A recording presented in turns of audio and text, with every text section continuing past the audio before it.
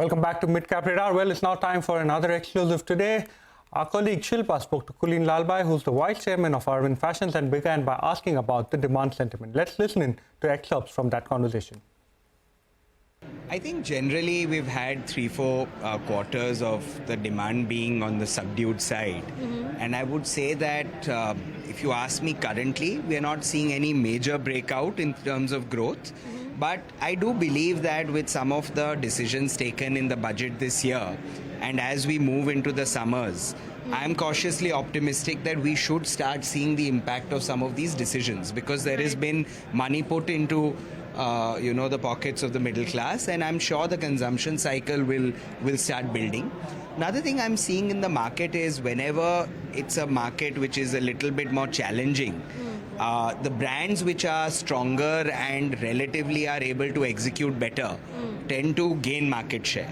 So as far as we are quite happy where we are concerned that we've been able to have like-for-like growth which has beaten the general market averages. And I think we will continue to ensure that even in this kind of market, we achieve kind of the growth ambition we have set for us. Speaking of footwear, there was some focus that you were putting on adjacencies beyond just apparel, right? Just wanted to understand what's the update there? How's been your growth strategy when it comes to growing adjacent categories for Arvind?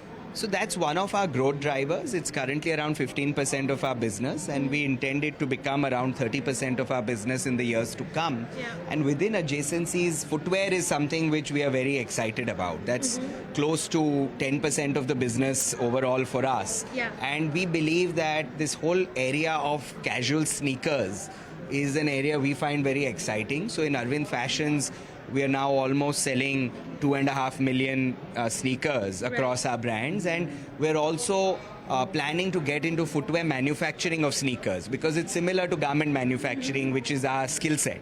So we believe that an end-to-end exciting opportunity exists in the footwear sector, eventually maybe even for exports. Right. This manufacturing that you're talking about will be for across your brands, any specific brand, a new brand for sneakers? No, we are first planning to produce for our own Arvind Fashions, say US Polo, which is the largest brand. So we'll first produce for our own brands, and then as we expand our capacities, we would want to start then producing for the world, like how we do in textiles.